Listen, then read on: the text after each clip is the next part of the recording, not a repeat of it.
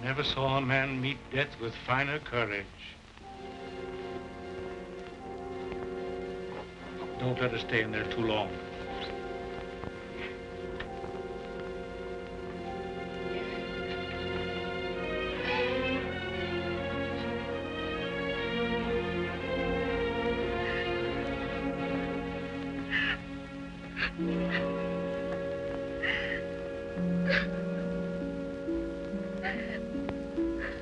Dearest, is Father well now? Yes, dear. He's well. He's quite well. But we have no one left now but each other. No one at all. My baby.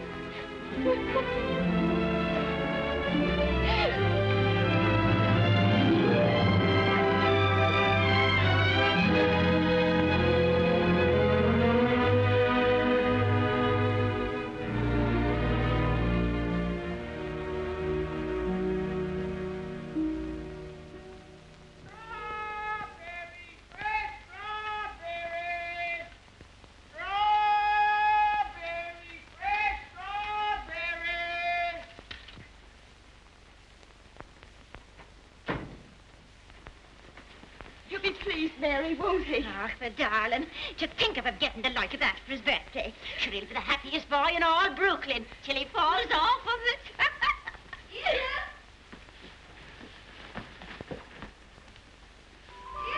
All right, Betty. Oh, dearest. Look. Mary's brother, Michael, has made it for me.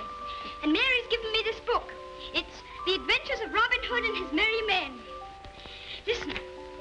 Back varlets, touch maid Marian at your peril. However many you be, I defy you all. See, dearest, you're maid Marian and I'm Robin Hood. They crowd around you. I'll never leave your side, however many there are. Oh. Now, dearest, you cry out, help me, Robin Hood. Help me, Robin Hood. Help. Varlets, no, I've got... Help. There. Oh. Isn't that... You like it? Oh, my... Of all the events in my life, this is the most magnificent. Do you really like it, darling? It's what you wanted? It's exactly what I wanted. Oh, I do hope it is. Only you will be careful, won't you, and not let it run away with you or anything. I suppose I'm about the safest bicycle rider in the whole of Brooklyn. Do you mind that now, huh? No? Can I ride it now, dearest? Can I go now? Oh. I can't wait 1 minute. Mr. Hobbs has to see it, and Dick. Can I go now, dearest? At once?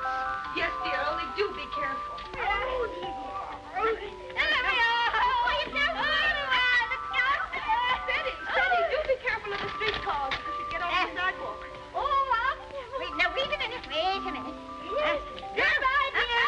Goodbye. Oh, be careful, be careful, be careful.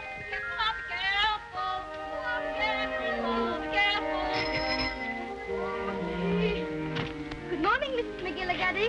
Good morning, Sadie. A very good morning. How are your bones today, Mrs. McGillicuddy? Oh, none too good after the rainstorm yesterday. Oh, they ate last night something cruel. Ties me up in knots, the rain does. Does it? How very peculiar. But it's a fine day to go bicycle riding. Oh, I suppose so. For them that has bicycles and can ride them. I suppose everybody who has a new bicycle will take it out and ride it today. Glory be to goodness, and whose bicycle might that be? It's mine. It's my birthday present from dearest. Oh, it's a daisy show. Fine enough for the president to ride. And it has all the latest improvements.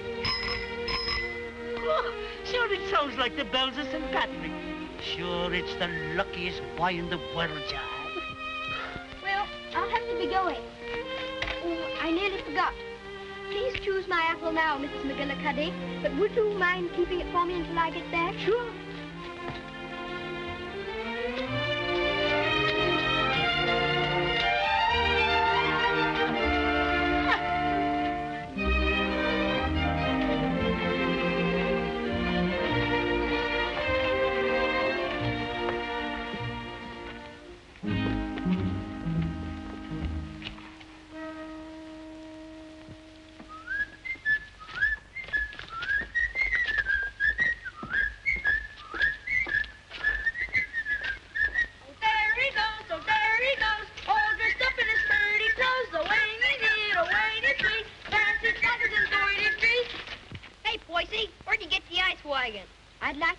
ride, please. Give us a little ride, will you, Bub? I'm sorry, no. Scared I'll get it dirty? No, but I'd rather ride it myself. All right. Hey, English, when'd you get back from dear old London? I'm not English. I'm an American. Now, where'd you get that kind of gab? My father was English, if it's any of your affair. Oh, does your mother know you're out? Don't you dare talk about my mother. Mama's pet, Mama's pet, Mama's pet.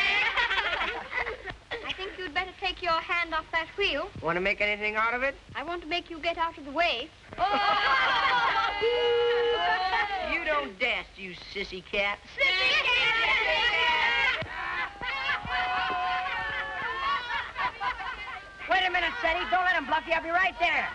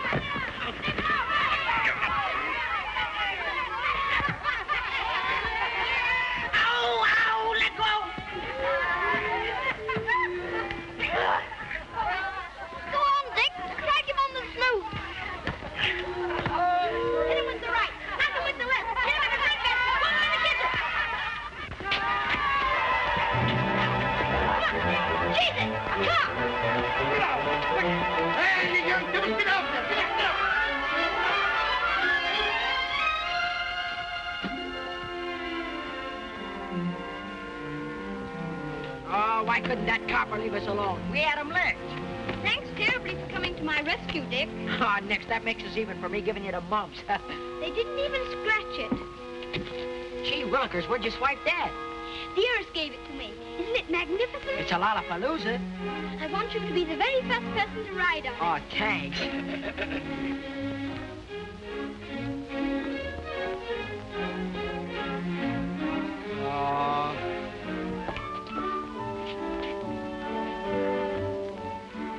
Thank you very much for your assistance, Mr. O'Brien. It's a pleasure, Sadie, my lad. Of course, I think we might have won anyway. Sure, and don't I know it? But I had to keep you from committing murder. I tell you what, Dick. I'll just go once around the block, and then you can ride it down to Mr. Hobbs' store. Make it later, 'cause right away I gotta go see my brother Ben off. He's going out west. Who is he? Where? Texas? No, Chicago. Oh, that would be splendid. Riding Mustangs and shooting bears. Here's my brother Ben now. Come on, Dick. I've got to leave. Well, come on down to Mr. Hobbs' store as quickly as you can.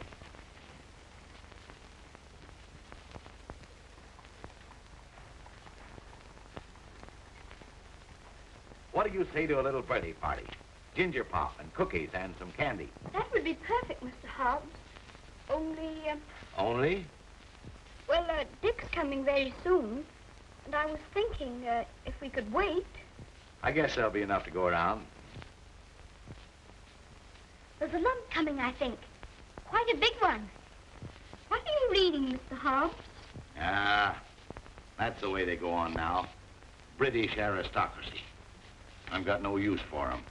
Earls and marquises going around as if they was lords of creation, wearing their coronets. Did you ever know any marquises, Mr. Hobbs? Or earls? I should say not. I'd just like to catch one of them inside here, that's all.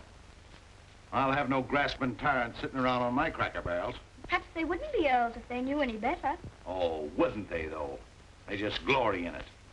It's in 'em. They're a bad lot. Here you are, Dick. Just in time for Teddy's birthday feast. Gee, Manetti, ginger pop and everything. Here's to your health, Teddy. Many happy birthdays. Thank you very much, Mr. Hobbs. Why, Mary. Come on home, darling. The mistress is wanting you. Oh, glory be. Would you look at your face? I'm very sorry, Mr. Hobbs, but I shan't be able to stay for the feast. Is there anything wrong with Dearest? Not at all, sure there's nothing the matter with her. What's happened, Mary? Now, don't be asking me any questions. Queer, strange things happening to us. If you'll forgive me, Mrs. Errol, you must not disregard the great position to which your son has fallen heir through the death of his uncle, your late husband's brother. But what it amounts to, Mr. Havisham, is that you want to take my boy away from me. Mrs. Errol, you must remember that I'm acting quite impersonally and simply as the lawyer of the Earl of Dorincourt. The Earl of Dorincourt disowned his son and has refused to recognize his grandson until now. Why should I give up my boy? Oh, I'm afraid I've been very stupid, Mrs. Errol. I should have told you. My instructions are that you shall accompany Lord Fauntleroy to England. Oh. However, I must remind you that Lord Dorincourt is not very friendly toward you.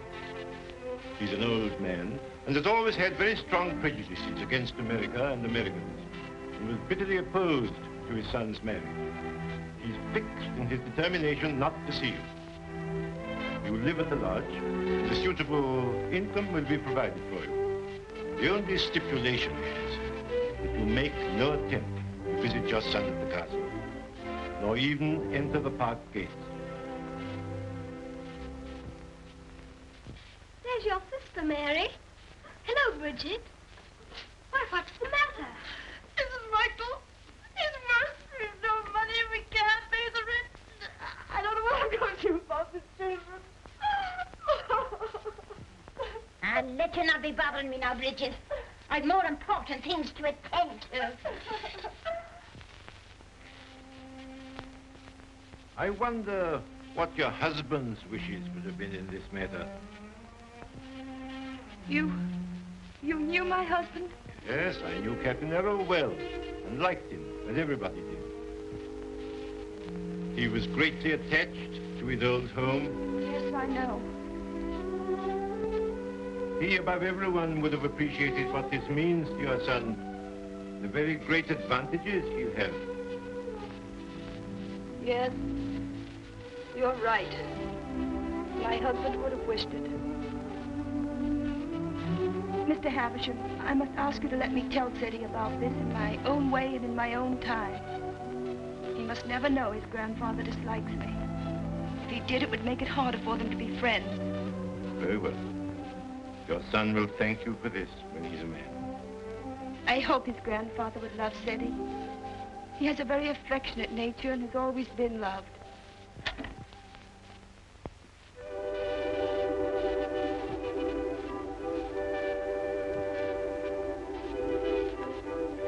This is Mr. Havisham, dear, whom your grandfather has sent to see us, all the way from England. How do you do, sir? So this is little Lord Fauntleroy.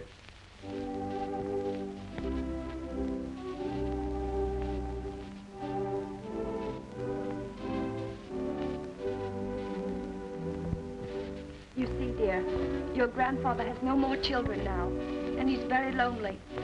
So he wants us to go and live with him in England. And because he's an earl, and you are his heir, you will have a new name, Lord Fauntleroy. And someday you will be the Earl of Dorincourt. Oh, dearest, do I have to be an earl? None of the boys are earls. Can't I not be one? I'm afraid it can't be helped, dear. Just think, dear. Soon we'll be starting for England. Do we have to go to England, dearest? I'd much rather not. Oh, what will Mr. Hobbs say? Anything else, ma'am? How much is your table butter? 13 cents a pound, ma'am. 13. Why, the last I bought was only 12.5 cents. That must have been last month. It's 13 today. Oh, indeed. Well, never mind the butter. Heavens and earth, if prices go any higher, we'll all starve to death. Nay. Good day, ma'am. Hello, Sadie. What's the matter? Mr. Hobbs, do you remember what we were talking about yesterday morning? It seems to me we was talking about England. Yes, and earls, don't you remember? Oh, yes. We did touch them up a little. That's all. You said you wouldn't have them sitting around on your cracker barrels. So I did. And I meant it, too. Just let them try it, that's all. Mr. Hobbs, one is sitting on this barrel now.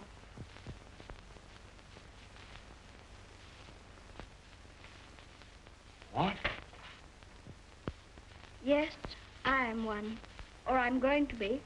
I won't deceive you, Mr. Hobbs. It's the heat.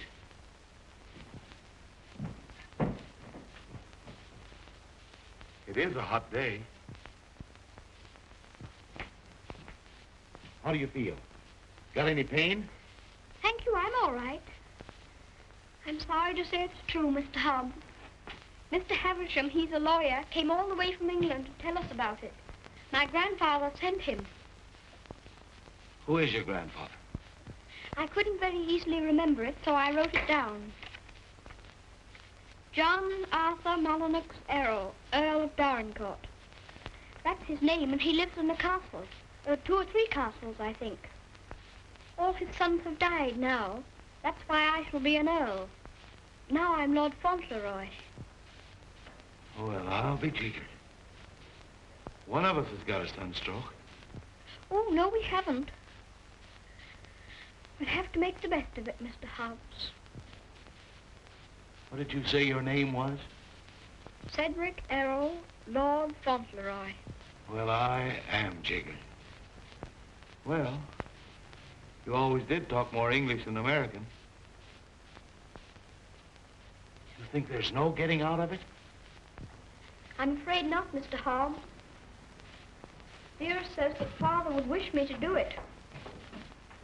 But if I have to be an earl, I can try to be a good one. I'm not going to be a tyrant, Mr. Hobbs. And if there's ever to be another war with America, I shall try and stop it.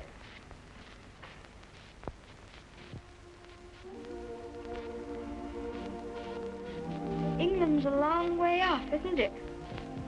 It's across the Atlantic Ocean. That's the worst of it. Perhaps I shan't see you for a long time. I don't like to think about that, Mr. Hobbs. Well, the best of friends must part.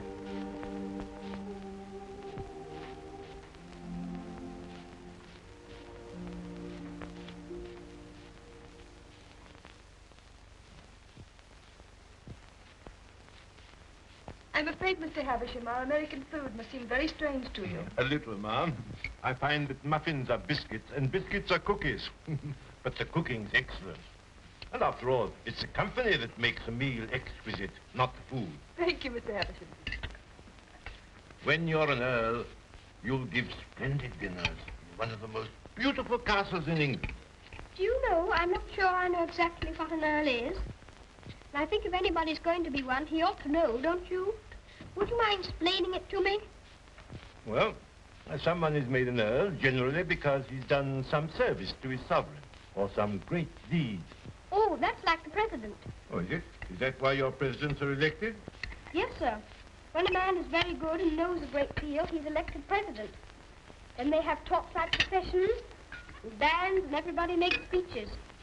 I used to think perhaps I might like to be president, and I never thought of being an earl. Oh, no, being an earl is rather different from being a president. An earl is generally of very ancient lineage. What's that? Very old family. Extremely old. Oh, that's like the apple woman. 100, I should think. She's of such ancient lineage, it'll surprise you how she can stand up. And the rain makes it worse. The first Earl of Dorincourt was created an earl hundreds of years ago. Well, well, that was a long time ago, wasn't it, dear? Many earls have been very brave men and have fought in great battles. I should like to do that myself. My father was a soldier and a very brave man, as brave as George Washington. I'm glad earls are brave. That's a great fountain. Would you excuse me a moment, please? There's someone I must see. Oh, certainly, of course.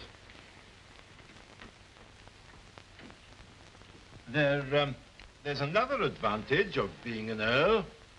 Some of them have a great deal of money. That's a good thing to have. I wish I had a great deal of money. Do you? Why? Well, there's so many things a person can do with money. A little tent to put her stall in, and a stove. And I'd give her a shawl, because then her bones wouldn't feel so badly. And what else would you do if you were rich? I'd buy Dearest all sorts of beautiful things. Dearest? I call Mother Dearest because Father did. And there's Dick. And who's Dick? Dick's a bootblack.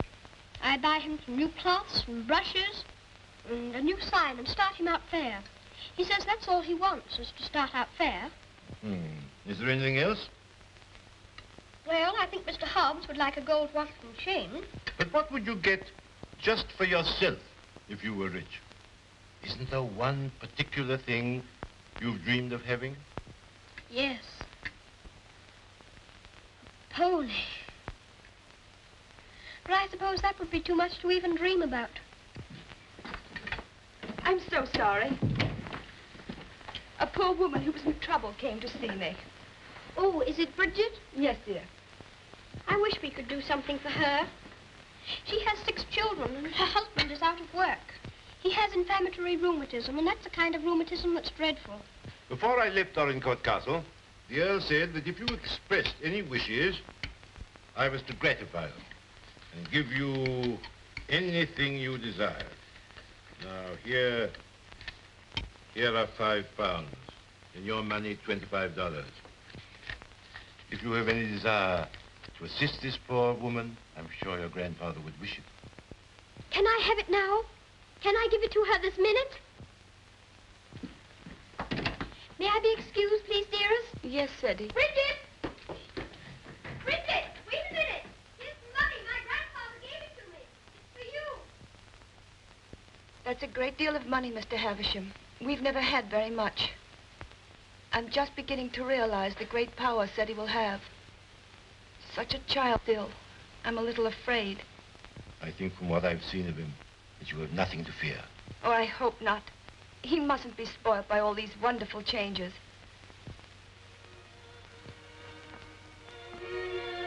She cried. She said she was crying for joy. I never saw anyone cry for joy before. My grandfather must be a very good man. It's more agreeabler being an earl than I thought it was going to be. In fact, I'm almost quite glad I'm going to be one.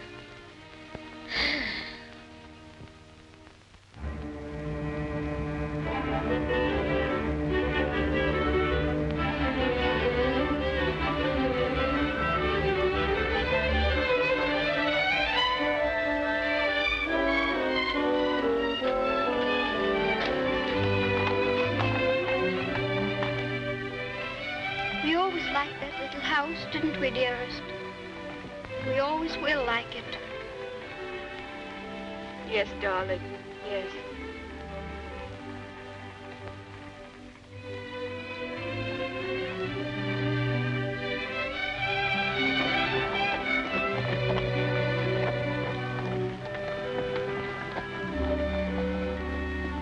I've come to say goodbye.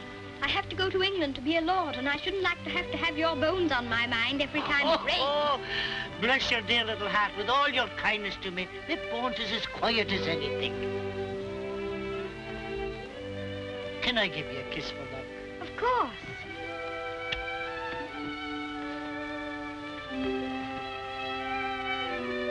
Here's an apple to eat on the boat. Thank you very much. Oh, no, darling. Why should you pay? As my late husband used to say, this one's on the house. Thank you again. Well, goodbye. Goodbye, darling.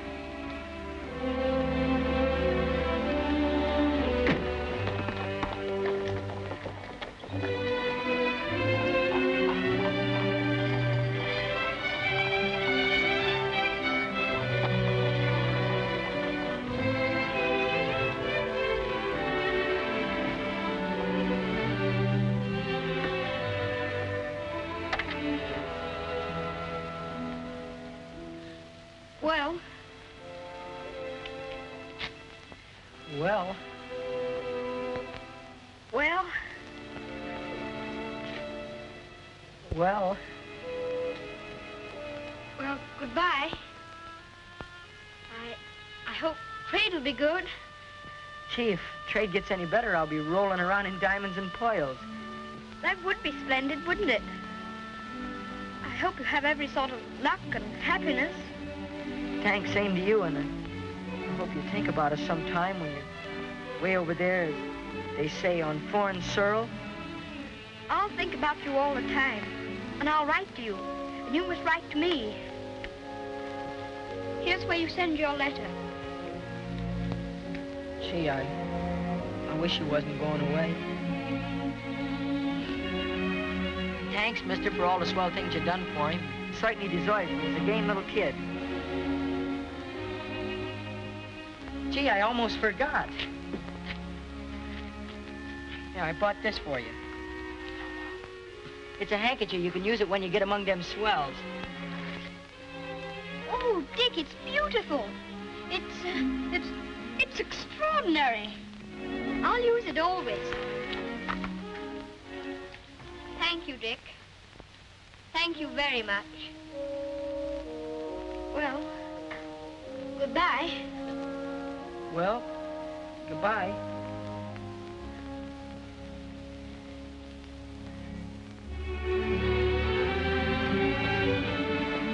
Would you mind very much not going in with me? I think this time I'd better be alone. Certainly, I quite understand.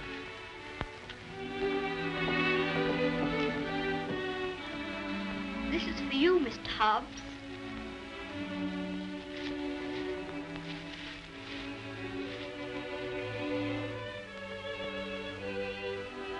It'll look fine when you're smoking it. Why, Sadie, that's just what I wanted for a long time. This is my real present, Mr. Hobbs.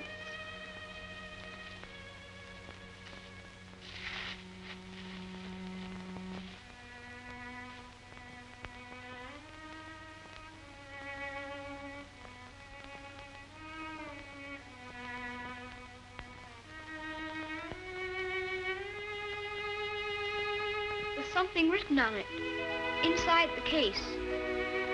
I told the man what to say. You read it.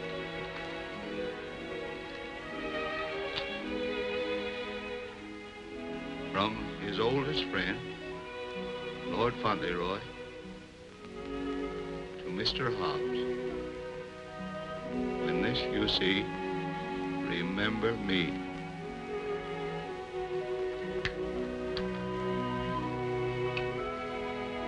When this you see, remember me.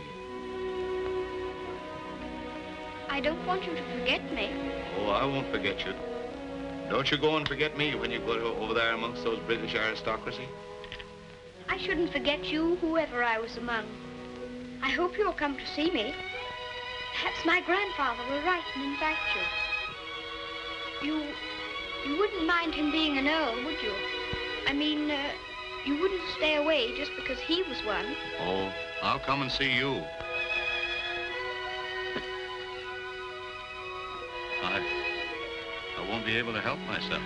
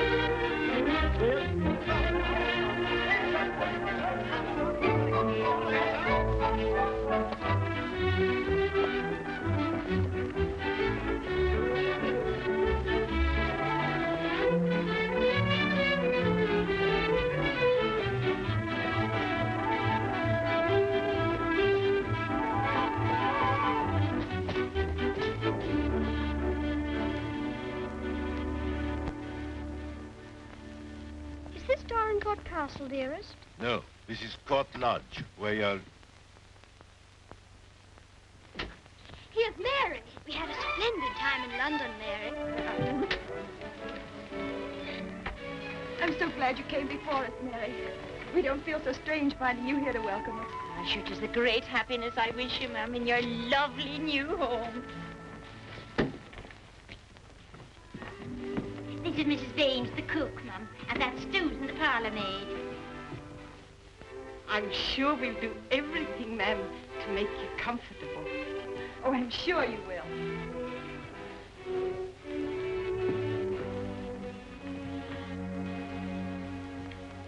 I must say goodbye. The carriage is waiting to take me to the castle. I must tell the Earl of your safe arrival. He needn't go tonight. I'd so like to have him with me my first night here. No, I'm sure Dorincourt won't expect his grandson tonight. Tomorrow will be time enough. I dread so to tell him that we're not going to live together anymore. I'm a coward, I know, putting it off so long, but it's the most difficult, the most cruel thing I've ever had to do.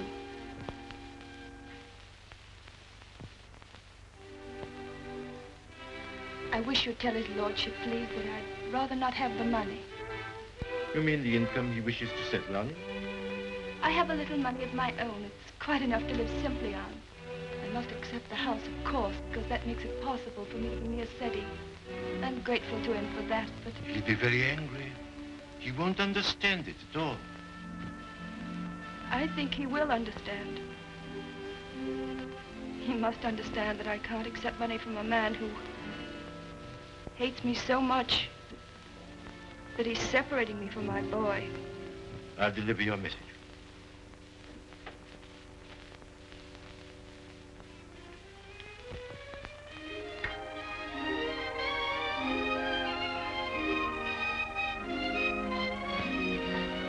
I think it's beautiful here. Don't you, dearest?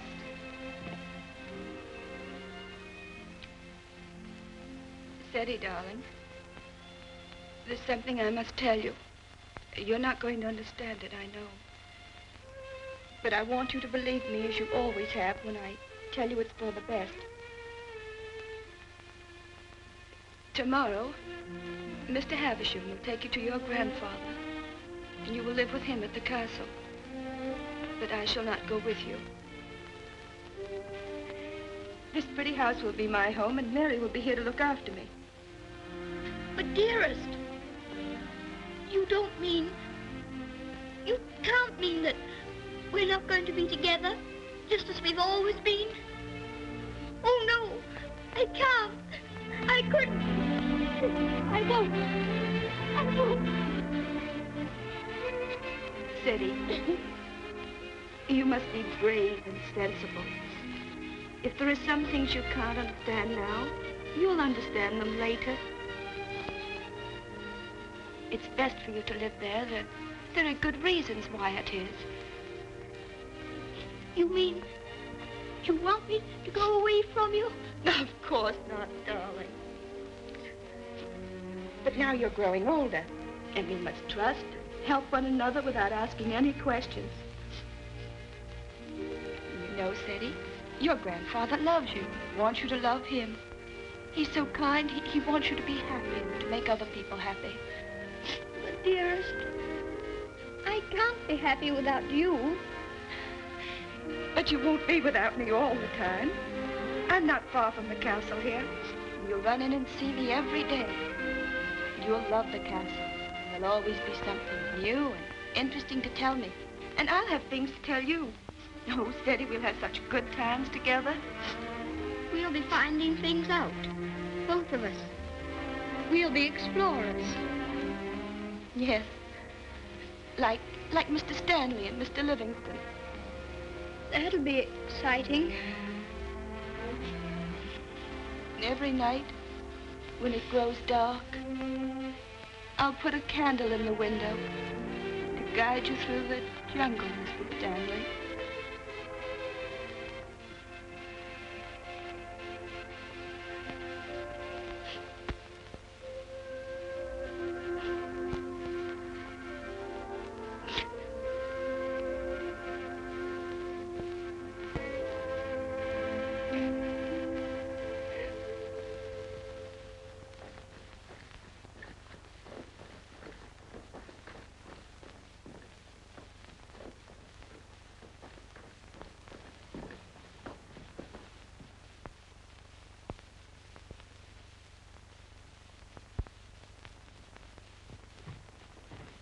Ah, Newick, how's his lordship? Oh, he's in a rare mood this evening, he is. He told me to evict all the tenants if they weren't paid up. Oh, I dare say that'll be a job to your liking.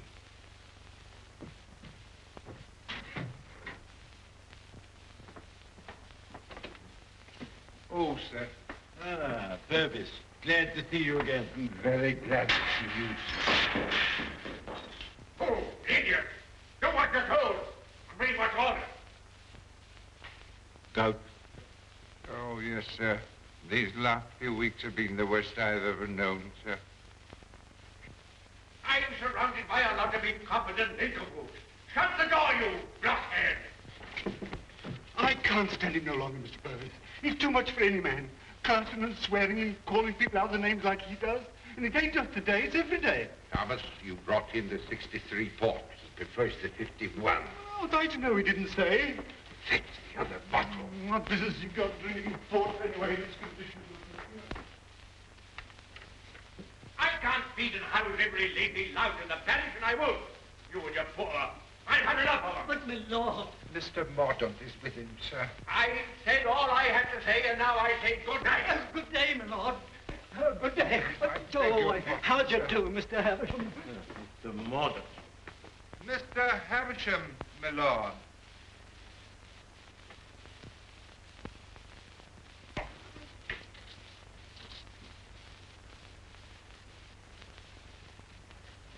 Well, Havisham, Lord? come back, have you? Put that cushion right for me, will you? I careful.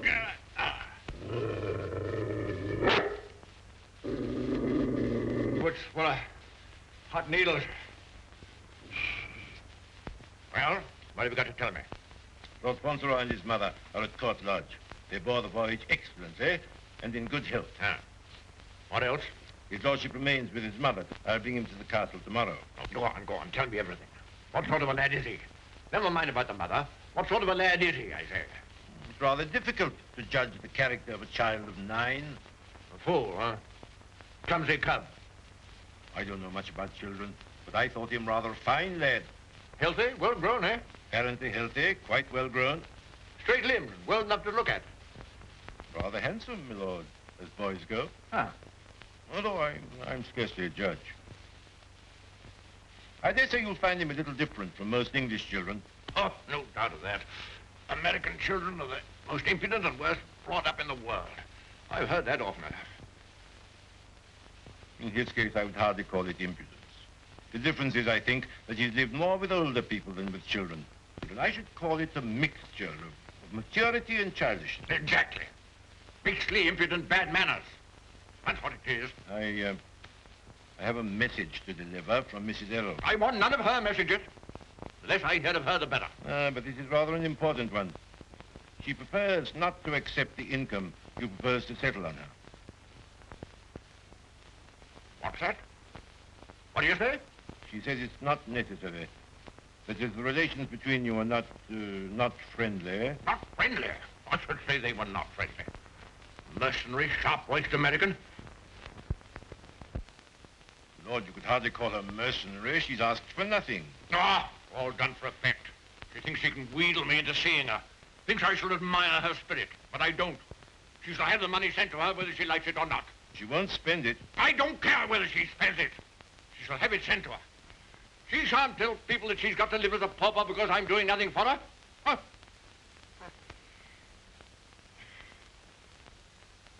I suppose she's poisoning the boy's mind against me, too. No.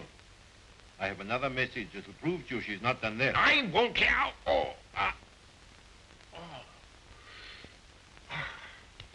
She asks you not to let Lord Fauntleroy hear anything that might lead him to understand that you're separating him from her because of your prejudice against her. She says he wouldn't comprehend it, that it might make him fear you in some measure, or at least cause him to feel less affection for you. She wants there to be no shadow on your first meeting. Come now, Havisham, come now. You don't mean the mother hasn't told him? Not a word, my lord. Nothing has been said to the boy to give him the slightest doubt of your perfection. She's prepared to believe you the most amiable and affectionate of grandparents. In fact, he already regards you as a wonder of generosity.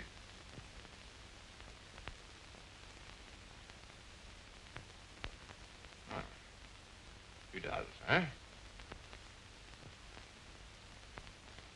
I would suggest, my lord, that Fauntleroy's impressions of you depend entirely upon yourself.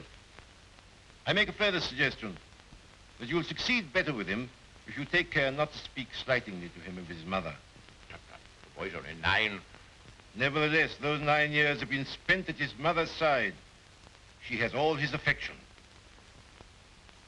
So he thinks me generous, eh?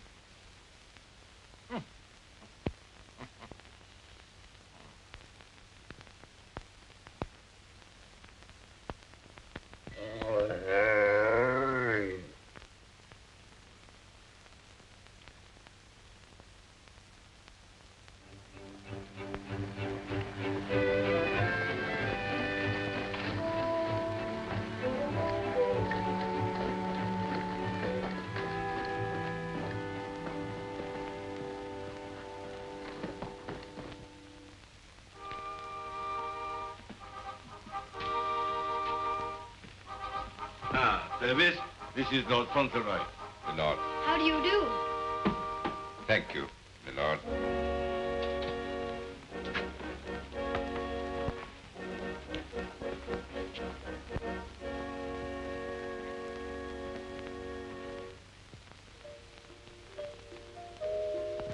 My lord.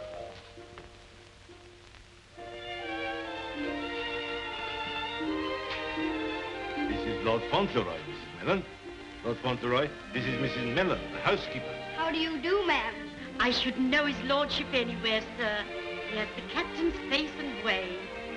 Oh, was it you who sent the cat? I'm ever so much obliged to you, ma'am. How do you do? He's a great day, this, sir. Where's his lordship? In the library, sir. Lord Fauntleroy is to be sent to him alone.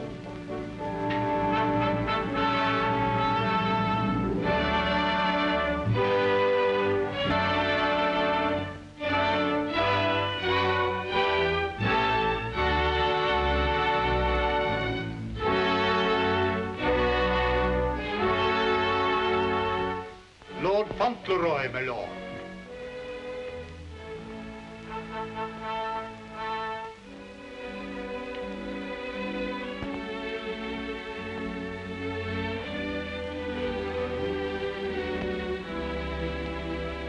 Dougal, come back, sir.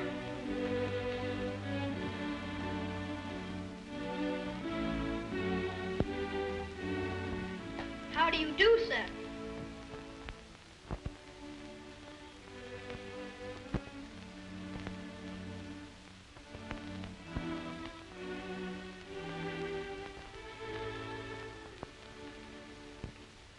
Are you the Earl? I'm your grandson that Mr. Havisham brought. I'm Lord Fauntleroy.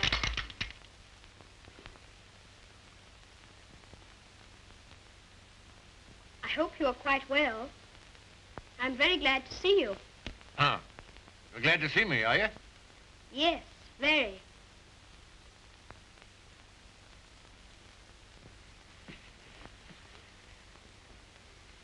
I kept wondering what you would look like if you'd be anything like my father. Oh, and am I? Well, I don't think you are, very. You're disappointed, I suppose. Oh, no. Of course you would enjoy the way your grandfather looked, even as kind to him as you've been. Oh, so I've been kind to you, have I? Yes. I'm ever so much obliged to you about Bridget and the apple woman and Dick. Bridget, Dick, apple woman? They were particular friends of mine. You know, they were the ones you gave me all that money for. The money you told Mr. Havisham to give me if I wanted it. Oh, the money you were to spend as you liked, eh? So you spent it all on these people, did you? Bridget, Dick, and the apple woman. Yes, and I gave Mr. Hobbs a gold watch and chain and a pipe. I put some poetry in the watch. It was, "When this you see, remember me." I'm going to miss Mr. Hobbs very much. Who is Mr. Hobbs? He was our grocer. Fancy vegetables and groceries, you know. He's my closest friend. Mr. Hobbs is a very clever man. Do you know he can recite the Declaration of Independence right through?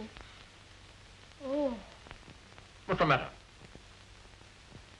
I just remembered you might not like to hear about the Declaration of Independence. I forgot you were an Englishman. Huh? I forgot you were English too, didn't you? Oh, no, I'm an American. You are English. Your father was an Englishman. I was born in America. You have to be an American if you're born in America. You don't... I beg your pardon for predicting you. Mr. Hobbs says that if there's ever to be another war, that I should have to be an American. But I promised him that if there were to be another war, I should try to stop it. You would? Dinner is served, my lord. Now, be careful, man. Be careful. Careful, man, careful. Oh. Would you like me to help you? You can lean on me, you know. Once when Mr. Hobbs hurt his foot with the potato barrel falling on it, he used to lean on me. You think you could do it? I think I could. I'm very strong. I'm 9, you know. You lean on your stick on one side and on me on the other. Well, you may try. Just lean on me. I'll walk very slowly. Don't be afraid of leaning on me. I'm all right, if it isn't a very long way. You see that old fellow in red velvet? He was the 10th Earl of Dorincourt.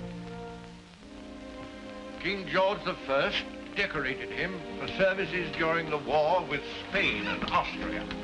He was tremendously strong, bend a bar of iron between his hands.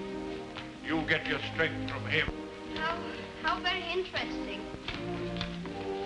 Did you ever try putting your foot in hot water and mustard? Mr. Hobbs used to. Arnica is a very good thing, too, they tell me. Oh, thank you. I'll try it.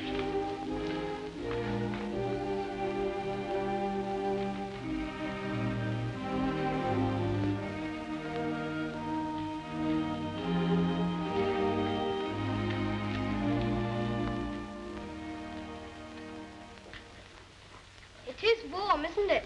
A person can't help getting warm in the summertime. Great heavens! What's that? It's a present from Dick. Isn't it beautiful? When this I see, I shall always remember Dick. Yes, I should think you would. It's a bit difficult to forget him. Dick's a professional bootblack. You'd like him. He's so square. Square? He wouldn't cheat anyone or hit a boy under his size. Huh? Very praiseworthy. Eh? Thank you.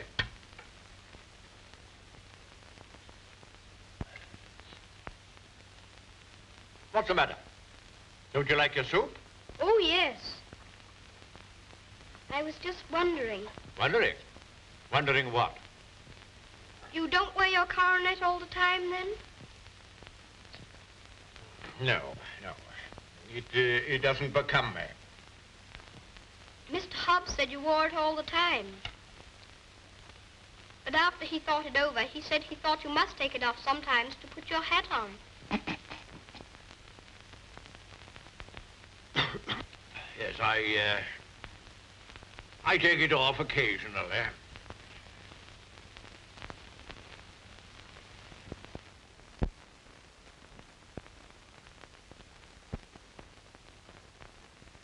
You must be very proud of your house. I never saw anything so beautiful. But it's a very big house for just 2 people to live in, isn't it? Oh? You think it's too large? Well, I was only thinking that if 2 people lived in it who are not very good companions, they might get a little lonely sometimes. Hanky, do you think I shall make a good companion? Yes, I think you will. I think you should be almost as interesting as Mr. Hobbs. Huh. Mr. Hobbs and I were very great friends. He was the best friend I had, except...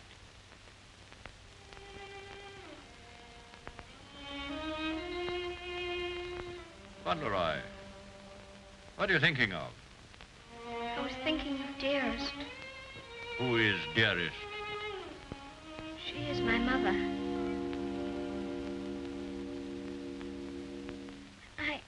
I think I'd better get up and walk up and down.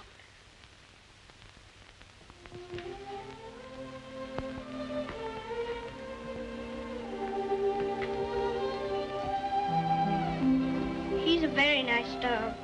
He's my friend. He knows how I feel. How do you feel?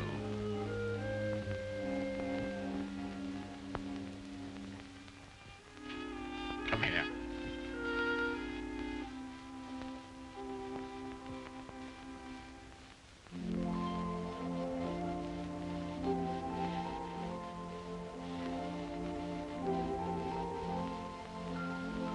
You see, I never was away from my own house before. It makes a person feel a strange feeling when he has to stay all night in another person's castle instead of his own house. But Dearest is not very far away from me. She told me to remember that. And after all, I'm 9, you know. And I can look at the picture she gave me. Look, you press the spring and it opens, and there she is.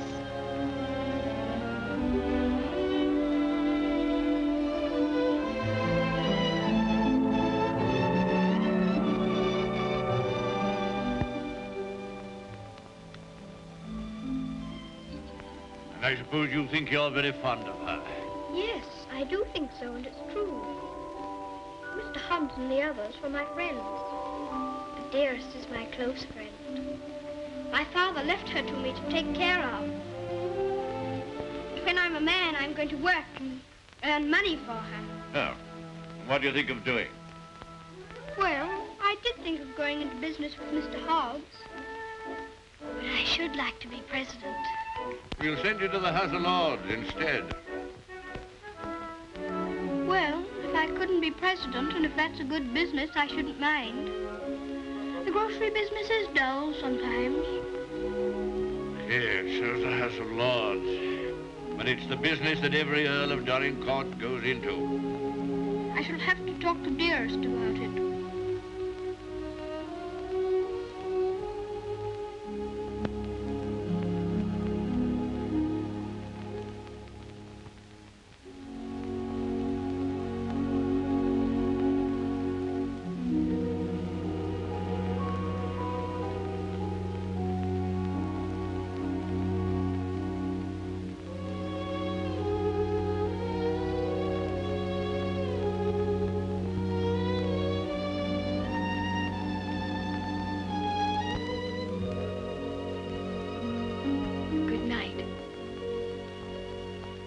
Keep you all the night.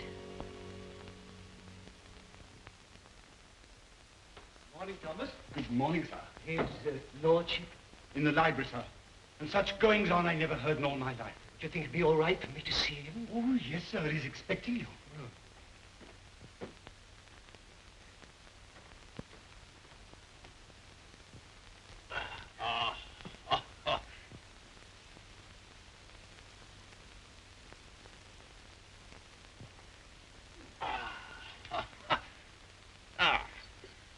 Morning, Mordaunt. Found a new employment, you see. Any good at marbles, Mordaunt? My muscles are a little stiff, my lord, but I'll see what I can do. Oh, pity about that. I'd forgotten about your age.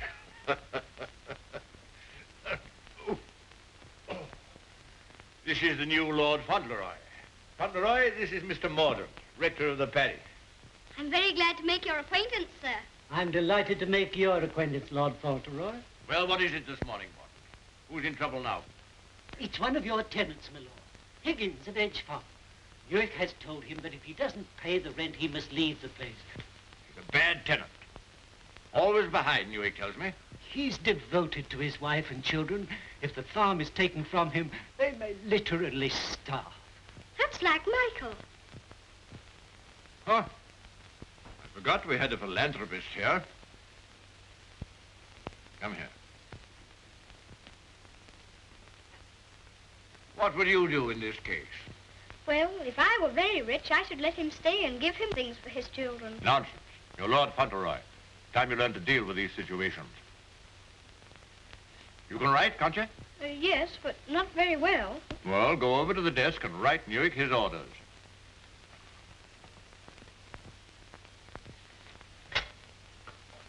Now, what must I say? You must say, Higgins is not to be interfered with for the present.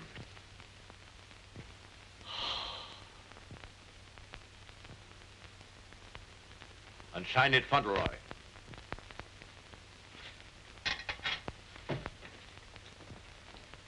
Do you think it will do?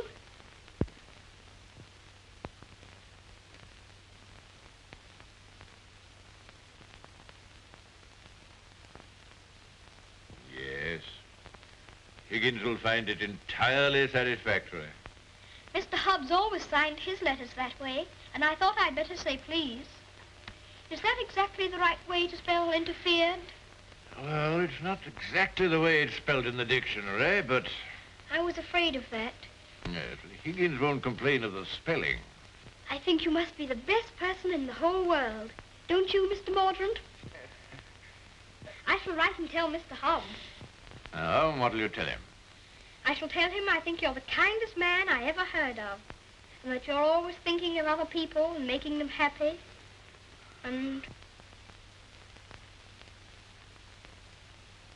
that I hope when I grow up I shall be just like you.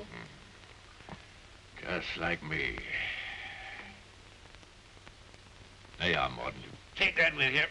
I will indeed. This is good news. Thank you, my lord. Oh, don't thank me. Thank Fauntleroy.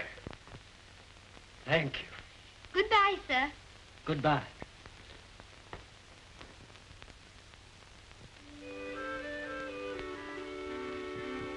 May I go to see Dearest now? I think she'll be waiting for me. There's something for you to see in the stables first. Ring the bell. In the stables?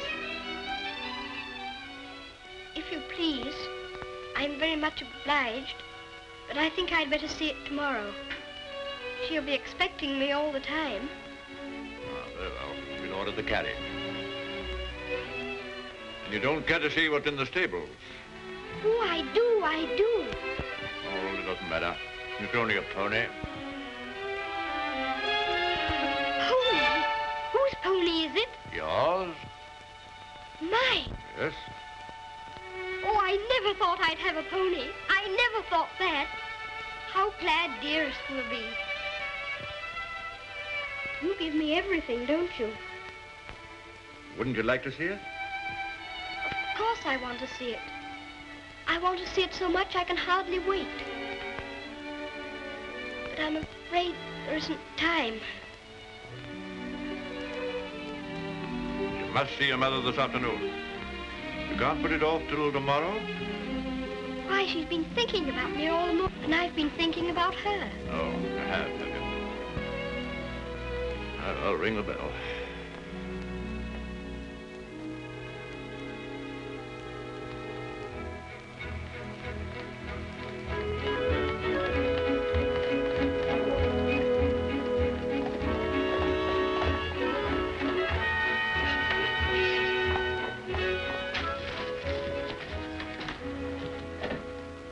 Let me give you your stick. Just lean on me when you get out. I'm not going to get out. Not to see Dearest? Dearest will excuse me. Go and tell her that not even your new pony would keep you away.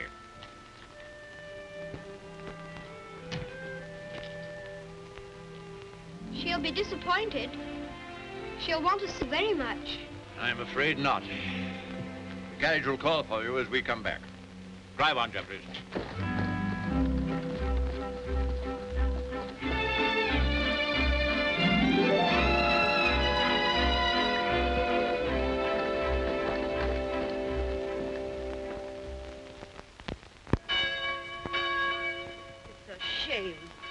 From his own mother. Cook at Court Lodge was telling Sarah she'd never have worked for a sweeter lady, Mrs. Errol. The letter was written by the little gentleman his own self, signed with his name too. Fauntleroy, as large as life. The little precious. Aye, that's the mother. Pretty young thing, too. Good morning, ma'am. Good morning. God bless you, ma'am. Thank you. Good morning, ma'am. Good morning. It's his lordship coming to services. That's a new notion.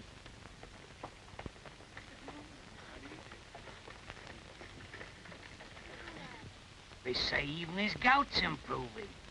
Look at the young lord. He's Captain Cedric all over again. He's the captain salt of a life. How glad the people are to see you. Take off your hat, boy. They're bowing to you. To me? How do you do? Good morning, Lord. God bless your lordship. Long life to you. Thank you. Morning, Lord.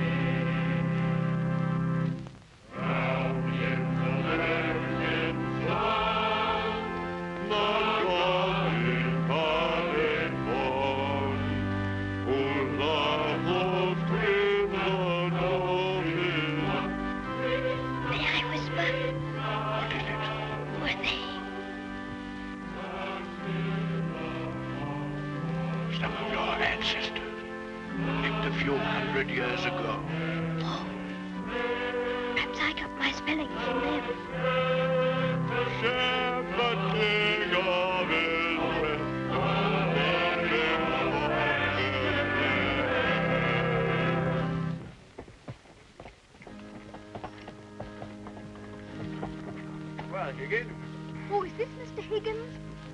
Yes, I suppose he's come to have a look at his new landlord. Yes, my lord. I understand his young lordship was kind enough to speak for me, and I thought I'd like to say a word of thanks. I've got a great deal to thank your lordship for. Oh, I only wrote the letter. It was my grandfather who did it. You know how good he always is to people. Is Mrs. Higgins well now? Yes, your lordship. The missus is better since the trouble was took off her mind. My grandfather was very sorry about your children having the scarlet fever. You see, Higgins, you people have all been mistaken about me. Lord Fauntleroy understands me. If you want a little reliable information on the subject of my character, apply to him. Get in the carriage, Fauntleroy.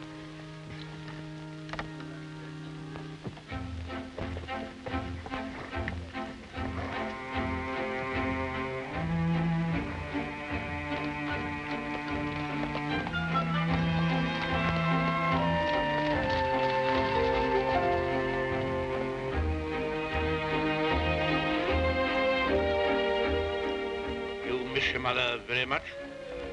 Yes, sir. I miss her all the time. You don't miss her, do you? I don't know her. I know, and that's what makes me wonder. She told me not to ask any questions, and I won't, but... See her almost every day, don't you? Isn't that enough? We used to see each other all the time. And we could tell each other things without waiting. Don't you ever forget about her? No, sir, never. I shouldn't forget about you, you know. If I didn't live with you, I should think about you all the more.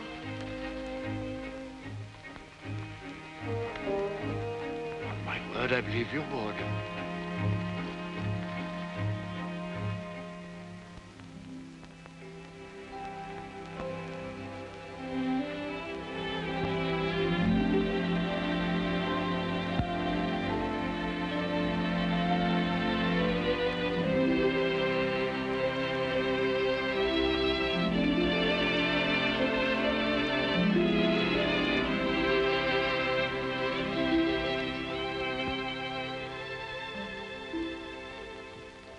is such a good Earl, he reminds me of you. He is a universal favorite. Well, reminds me of you. Think of that now. He's known this Earl only a little while, and we was lifetime acquaintances. I don't know as I want him to be reminded of me by this Earl. They've been using influence on him, I bet you. You're right. They got twisty ways, those aristocrats. They'd wheedle their little finger around your heart as soon as look at you. All for their own purposes, mind. It's a pity they're making an oil out of him. Yeah. He would have been a shining light in the grocer business. A shining light. Do you know any particulars about that stuff like castles and oils? No, not much. Except they're haughty and mean. Shares a Jim Dandy letter he wrote. Almost as good as seeing him. Only it ain't, of course. Oh, he was a plum daisy of a kid. I bet you sometimes he wishes he was back here. I do. You lonely? Oh, not so bad. Where you living now? Oh, me and two other fellas, we got a room in a lodging house. The other two fellas, they get drunk and fighting, but it's cheap. Oh, that's no sort of a place for a lad like you to be living. Now, look here. I got a clean, dry loft over my stable, and there's an old bed you can have. Why don't you come here and stay? Won't cost you a cent. Gee, do you mean that, Mr. Hobbs? Well, certainly I do. Yahoo! Gee, Mr. Hobbs, talking about oils. You ain't no oil, you're a prince. Oh, sure.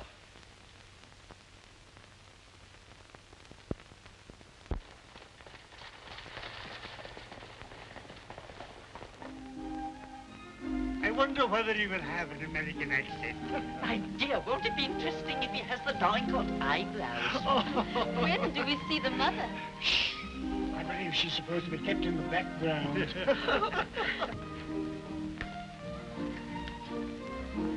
Well, Molyneux, is this the boy?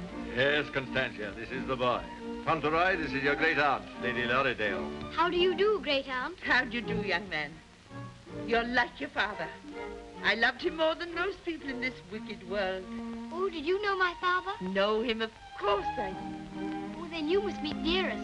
She will enormously like to talk to you about him. You see, I was the only one she could talk about him to who knew him.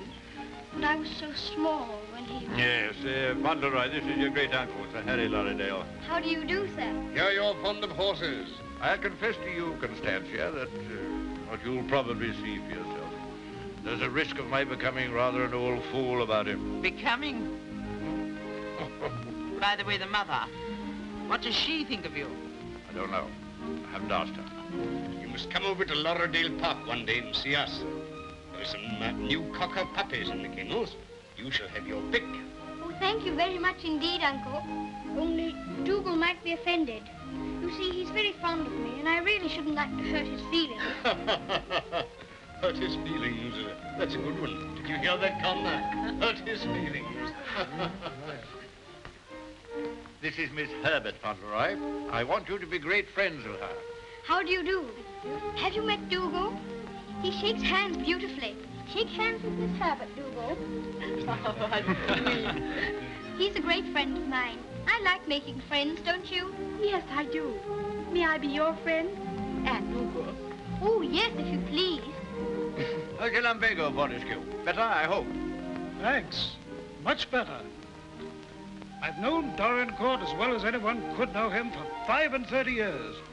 And that's the first time he's ever bothered to inquire about my health. Most extraordinary. Havisham, you're late. What's kept you? Beg your pardon, my lord. I was detained by extraordinary news. You? What? What news? Not now, if you don't mind. Later, my lord, later.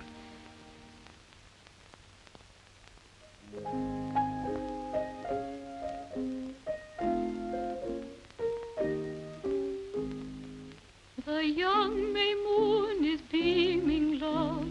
The glowworm's lamp is gleaming, love. How sweet to roam through Mona's grove, while the drowsy world is dreaming, love. Then awake till rise of sun, my dear. The sage's glass will shun, my dear. Or in watching the flight of bodies of light, he might happen to take thee for one, my dear. Charming, charming. What a sweet song. Delightful, my dear. Thank you, my dear. Thank you. Do you like music? Yes, I like it when you sing it. Dear my Lord Fauntleroy, why do you look at me so? I was thinking how beautiful you are. Oh, Fauntleroy, make the most of your time. When you're older, you'll not have the courage to say that. Nobody could help saying it. Don't you think she's pretty, too? Well, we're not allowed to say what we think. Lord Fauntleroy shall say what he thinks. I'm sure he thinks what he says. I think you're prettier than anyone I ever saw, except Dearest. I think she is the prettiest person in the world. I'm sure she is. And I must tell her how kind you've been to me. I never was at a party before, and I've enjoyed myself so much. Oh, I beg your pardon.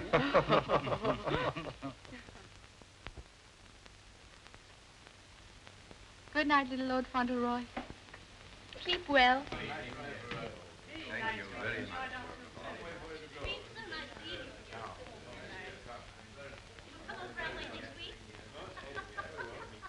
Good night. So glad you came.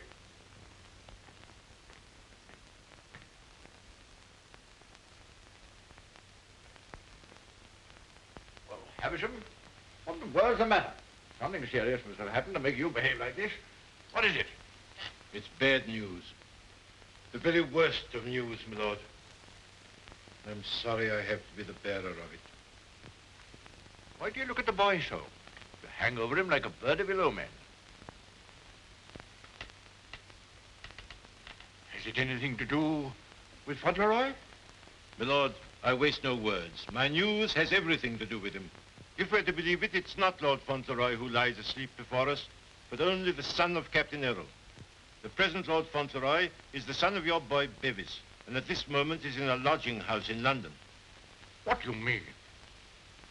You're mad. It's a lie. An abominable lie. If it's a lie, it's painfully like the truth. A woman came to my chambers this morning and told me that she married your son Bevis in London 11 years ago. She showed me the marriage certificate. The child was born shortly after Bevis deserted her and was taken by her to America. Oh, the woman's obviously an imposter. It's a trumped-up fraud. I'm afraid not, my lord. I saw the boy's birth certificate. She's, I'm afraid, a very ignorant person. But she's consulted a lawyer who advises her that her son is, of course, Lord Fauntleroy and the rightful heir. She demands that his claim be immediately acknowledged. I'll protest this to the last. I'll disown Bevis's boy. I'll have nothing to do with him or his mother. You can't disown him, my lord. Nothing we can do can keep the eldest son's child from his inheritance.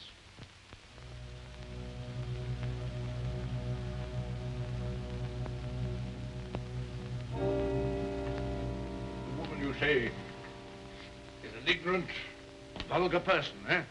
She can hardly spell her own name. She's obviously uneducated and openly mercenary.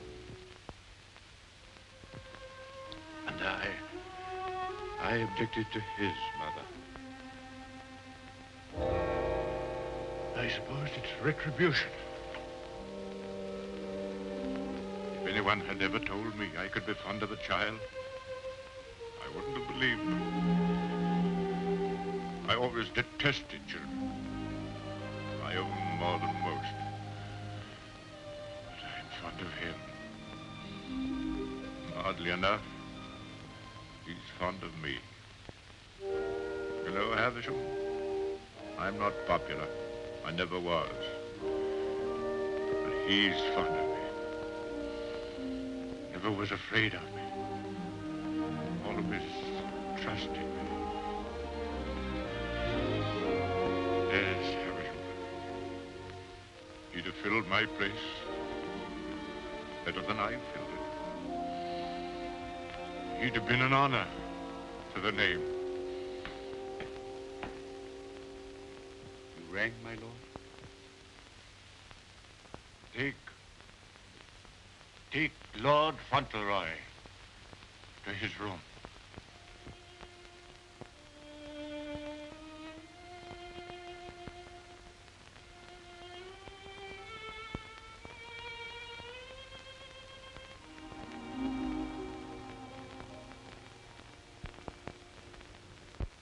What a pity.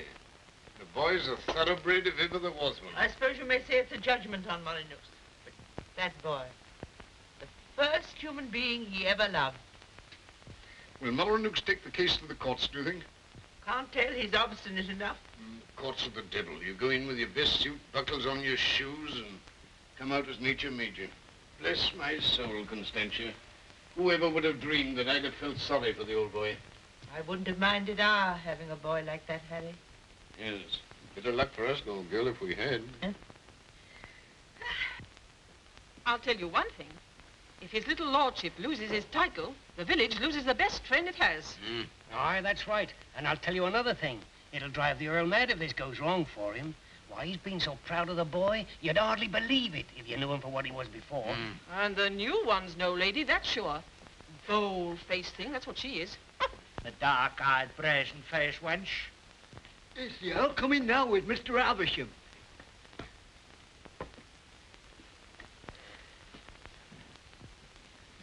You've someone here calling herself Lady Fauntleroy. I want to see her. Aye, come the ways, my lord. This way, my lord.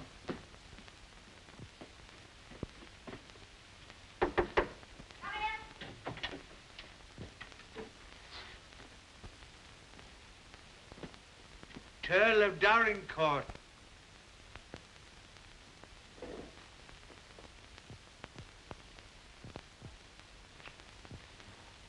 Pleased to meet you, I'm sure, my lord.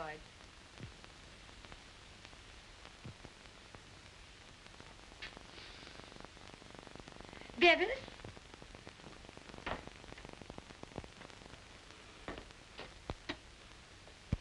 Go shake hands with your grandpa.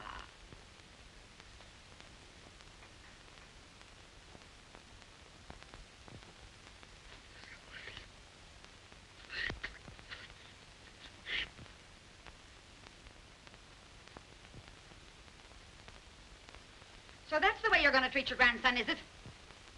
Ah, you needn't try to look so fierce about it. He's your grandson, all right. Yes, my lord. We have proof of the young gentleman's birth. He is the son of the late Lord Fauntleroy. Allow me to introduce himself. Joshua Snade, at your service. My card. I've already had the pleasure of making Mr. Havisham's acquaintance. Lady Fauntleroy has placed all the evidence in my hands. I can assure you, my lord, it is sufficient to justify her case should it come into court. But may I suggest that we come to an arrangement and settle this matter amicably on a friendly basis? Friendly? Ha! Look at him staring at me as though I was dirt. Me, his own daughter-in-law. Oh, your son Bevis married me, all right. And a fine rotter he was. But he was the father of my boy, and I can prove it. Lady Fauntleroy, please. You may think you can fight me, but a lot of good it'll do you. They don't love you around here, and you know it. I've heard plenty about you and your dirty, snobbish pride. Plenty of pride you'll have when I'm finished with you. Unless you want to climb down off your high horse and get reasonable with your own flesh and blood. Lady Fauntleroy... You shut up. I'll stop at nothing, do you hear? I'll drag this case through every court in the land. I'll let the whole world know what you are. You and your precious son, Bevis, deserting me and his own child, a babe in arms. How I've suffered, heaven only knows. And you standing there looking at me and my boy as if we were scum. You ought to be ashamed of yourself. You say you married my eldest son. If that's proved to be true, the law's on your side. In that case, your son will be Lord Fauntleroy, and you will be provided for. But I warn you, the matter will be sifted to the very bottom. I'll only add that I want to see nothing of you or your boy as long as I live. After my death, you can, unfortunately, do as you please. Yes, you're exactly the kind of person that I should have expected my son, Bevis, to choose.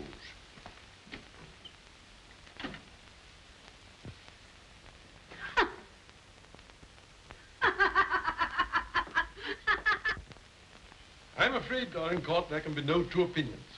At least that's how I see it. You agree, Semple? Yes, I'm afraid we can see it no other way. But it's monstrous. That woman, that boy, are utterly unfit. Alas, the law can take no cognizance of such things. I sympathize, Dorincourt, more than I can say. Sympathize? What's the use of that? If we take it to the courts, you think there can be only one result? I'm afraid so. The birth certificate, everything we have, point the same way. If you take it to court, you'll have the expense and the notoriety, and only, I fear, one possible result. Perhaps the boy won't turn out so badly as you fear. Perhaps you can do something with him. That boy? That oaf?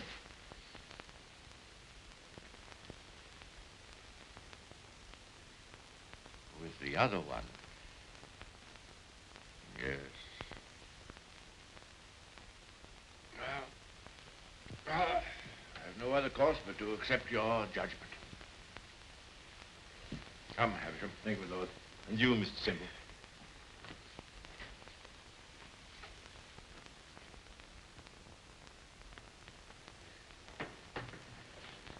It's the Earl, ma'am. The Earl himself. Show him in.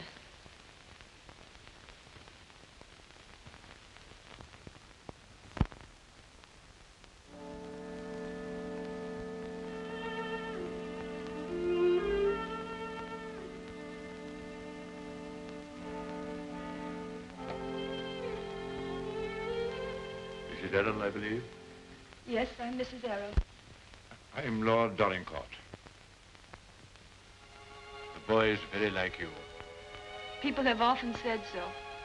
I'm glad to think he's like his father, too. Yes, he is. Like my son. Won't you sit down? Thank you.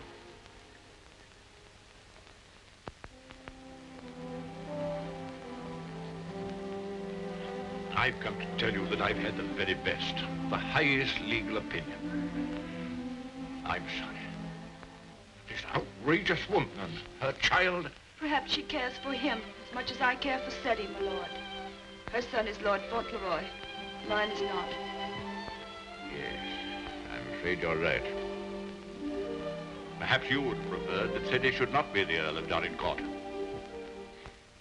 It's a very magnificent thing to be the Earl of Dorincourt, my lord. I know that. But all I care about is that Seddy should be what his father was. Brave, just, and kind, always. A striking contrast to what his grandfather is, eh? I haven't had the pleasure of knowing his grandfather. I know my little boy believes. I know that Seddy loves you. Would he have loved me if you told him why I didn't receive you at the castle? No. Honestly, I think not. That's why I didn't wish him to know. Well, there are very few women who wouldn't have told him. Yes.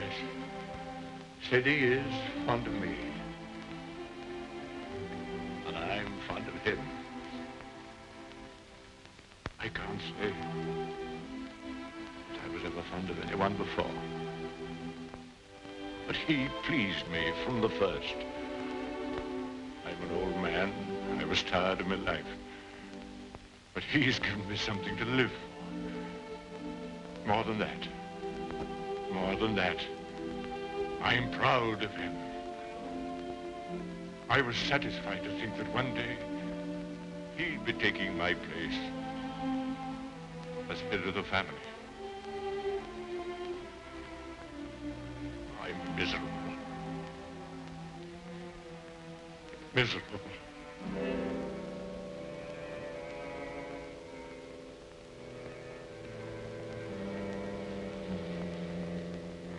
Much troubled, you must be tired. And you need all your strength. Thank you.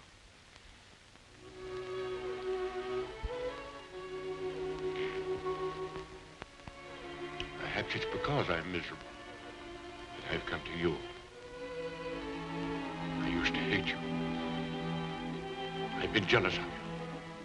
This wretched, disgraceful business has changed all that. After seeing this repulsive woman who... Well, I felt it'd be a relief to come to you. I'm an obstinate old fool, I suppose. I know I've treated you badly. But I've come to you because the boy cares for you. And because I care for him.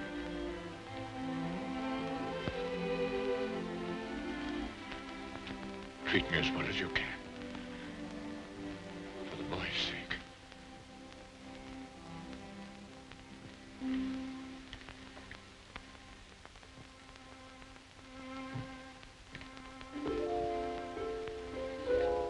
Whatever happens, he shall be provided for. Sadie shall be taken care of now and in the future. Always. Thank you. You like the house? Oh, very much. It's a cheerful room. May I come back again and talk this matter over? As often as you wish.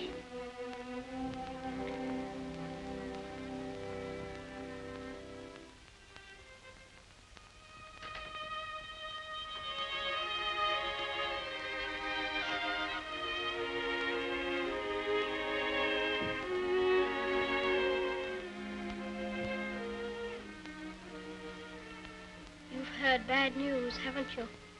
Yes. The worst. And I'm not Lord Fauntleroy anymore, am I? No. She's beaten me. Then the other boy, he will have to be your boy now, won't he? Like I was? No. He'll have to live in the castle if he's Lord Fauntleroy, won't he? Common little brat shall never enter this place in my lifetime. I'll take care of that. Then I can still be your boy, even if I'm not going to be the Earl, just like I was before. My boy. Yes, you'll be my boy as long as I live. And by Jove, sometimes I think you're the only boy I've ever had. Then I don't care about the Earl part at all. I thought, you see, that the one that was going to be the Earl had to be your boy. That I couldn't be. I shall never take anything from you that I can hold for you. Come what may, you shall have all that I can give. All. And dearest, will her house be taken away from her? No. You can take nothing from her. Nothing from either of you. Come. Time you were asleep.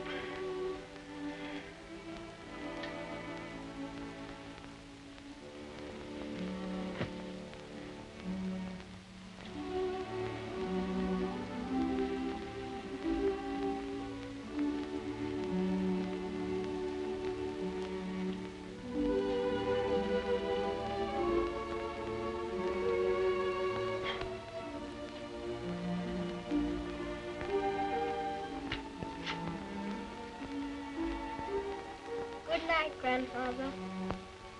Good night, my boy.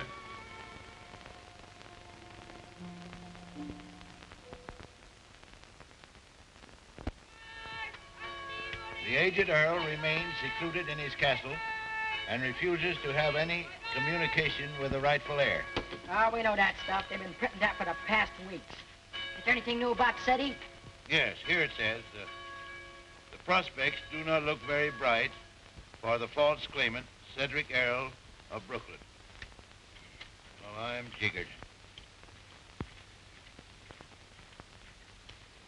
At last, they've succeeded in robbing him out of being an earl.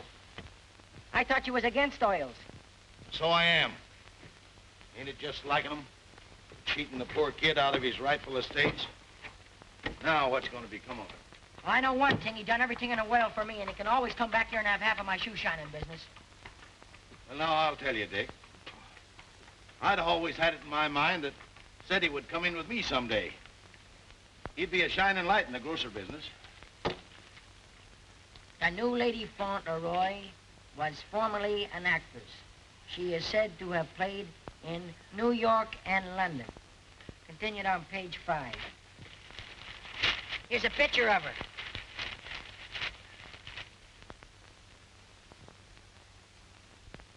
Holy mackerel. What's the matter?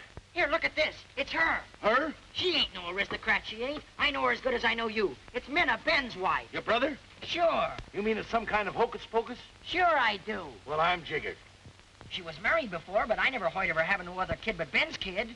You mean the one Ben went out to Chicago to look for? Sure. Maybe she had another kid in England. Maybe she did and maybe she didn't. We'd ought to do something about this. You're dead right we oughta.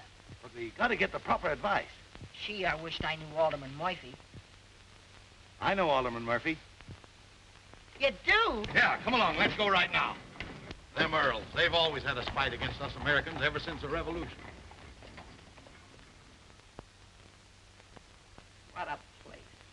What a hole. I'm sick to death of it. Cooped up here, week in and week out with nobody to talk to. You're complimentary. I wasn't meaning to be. And grateful. You're getting your money, aren't you? Business is business, you know. Business. I'm sick of business. I want some fun. Why don't you go up to London for a while? London? Not on your tintype. Nothing but please that old devil up at the castle better than to see me clear out. Well, I'll stay here in this rotten country pub. You've lived in worse places in your time, I've no doubt. That's none of your business. You keep a civil tongue in your head or I'll hand you your walking papers. I wouldn't. What do you mean? Just what I said. I wouldn't try anything like that, Minna. I'm Lady Fauntleroy to you. Men. Why, it's Lord Donegal. Why, this is a pleasure, a real pleasure, I'm sure. Won't you take a... Hello, Minna. Why, hello, Dick.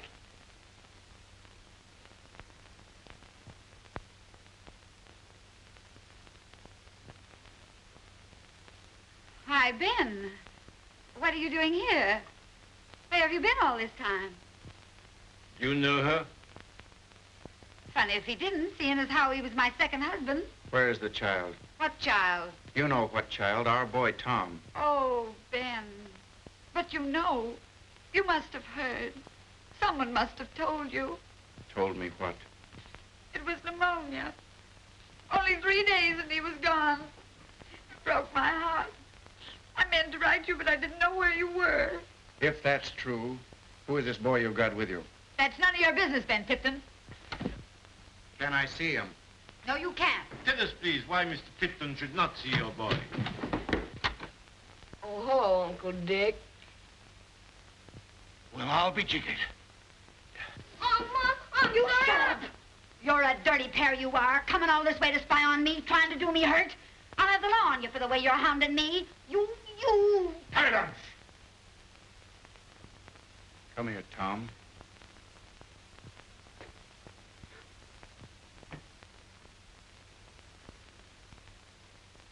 I knew nothing of this, my lord, I assure you. There's a little matter of a forged birth certificate. But I swear to you... Oh, never mind, Havisham. I've had enough of this. Too much. The sooner the pair of you are out of this country, the better. Come on, Havisham. You'll be sorry for this, you will. It's prosecution, that's what it is. It's robbery.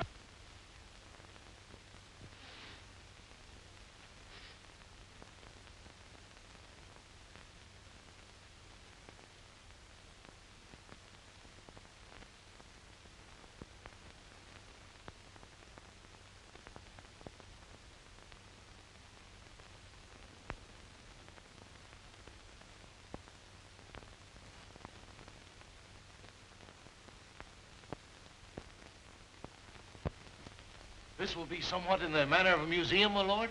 Well, not exactly a museum, Mr. Hobbs. They're portraits of my ancestors. Your aunt's sisters? All of them? I'll be jiggered. Your great uncle, he must have had a family. Did he raise them all? I mean that they were earlier distinguished members of the family. You know, Earl, I used to have a very poor opinion of you aristocracy, but I've changed. I'll take you, for instance. You're a pretty good sort, even if you are an Earl. I'm very gratified.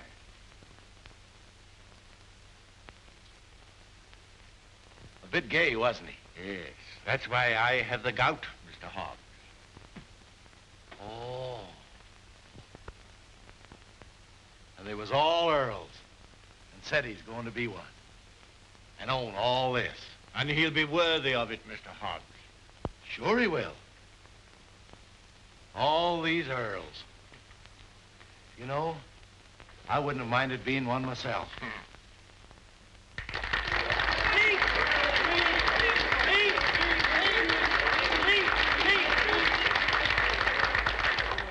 you very much. It's such a lovely day. I always like having birthdays, but never one so much as this because you're all so kind to me. My grandfather wants everybody to be happy and comfortable, and I'll want it too when I'm grown up. I think that's all because I'm not very good at making speeches, but I must say that I'm very much obliged to you for liking my birthday. Ripping little nipper. Ain't he a daisy? I'll bet you boys elect him king someday. I didn't know the little fella could talk so good. Why, he makes a better speech than Alderman Murphy. By Jove. Well, I'll be jiggered. And I've another birthday present for you. Another one besides all the things this morning? Yes, the best of them all. Oh, dearest! Oh, dearest! Oh, dearest, I was wanting you here. I was wanting you here so terribly much. Were you, darling? Fauntleroy, your mother's come to live with us in the... To live with us? To live with us for always? Are you sure you really want me? We've always wanted you, but we weren't exactly aware of it. Well, Mr. Hobbs, it's so nice having you here with us. I dread to think of you ever going back to America. Not to live there. Not to live there. America's a good enough country for them that's young and stern, but there's faults in it. There's not an aunt's sister among them. Nor an earl.